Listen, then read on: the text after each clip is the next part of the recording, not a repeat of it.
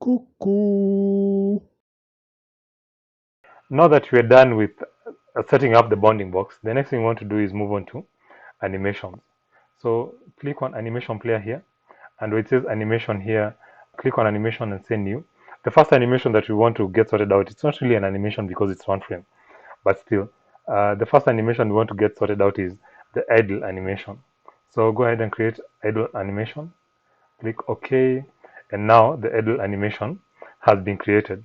So where there's the little timer icon here, when you hover on it, it says animation length. You want to change that. Right now it's set to 1. We want to change it and set it to 0.1. And also here, for the snap, just leave it as it is at 0.1. And then now we're going to go back to sprite, and on the frame property, the frame number 8, there should be a key icon next to the frame property. What you want to do is just click on the key icon, say create, just like that. Now that we're done with our idle animation, we want to move on to creating the run animation. So go ahead and click on animation and say create new. Our animation is going to just be titled run. Click OK.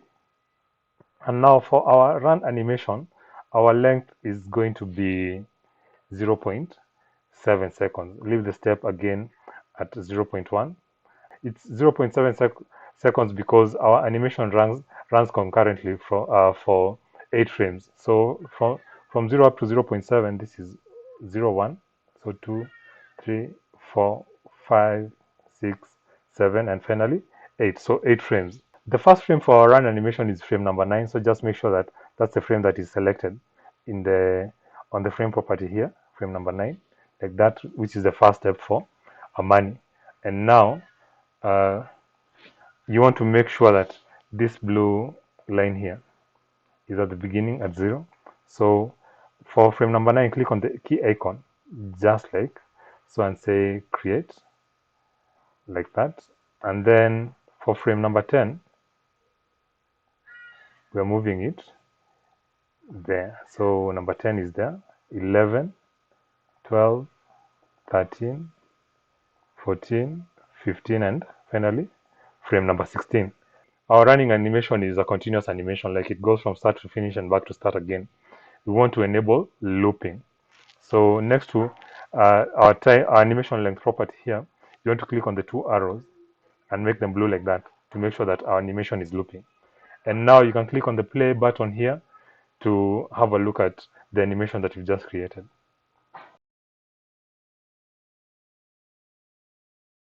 So now that we have our run animation fully functional, the next animation we want to create is our wave animation. So the wave animation is for when the player spent a long time without having any input in the game. Amani just does a slight wave at the screen to capture the player's attention. So let's go ahead and click on new, and this one we're going to call it wave, and click on OK. So our wave animation is 6 frames. So 6 frames here, we're going to say that the length is 0.5. Again, move this blue, uh, the blue line all the way to the beginning, and then our wave animation starts, I think, in the third frame, in the second, in frame number 2.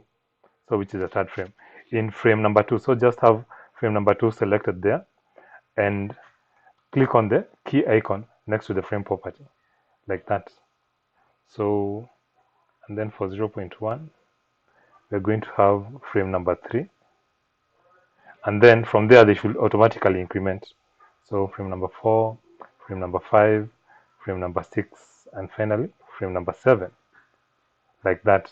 So our wave animation also is going to be a looped animation. So go ahead and enable looping just like that. And then I think that's it. So you can click on the play button to have a look at the wave animation.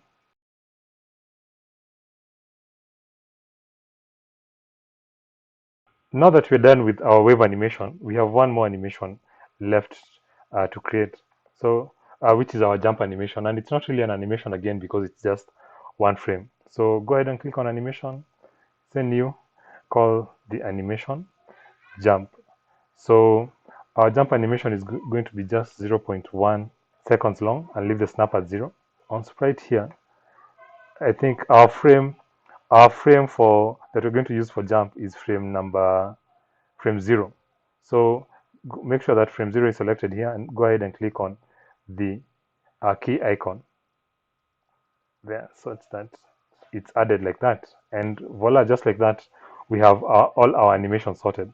So make sure that you've saved all the changes that you've made.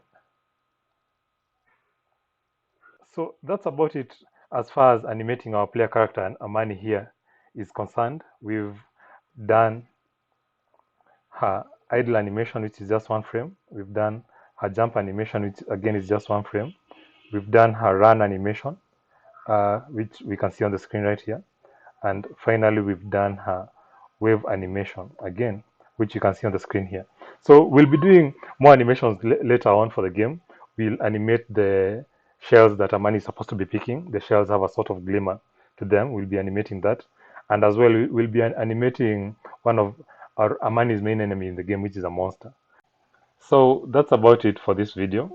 Don't forget to like the video.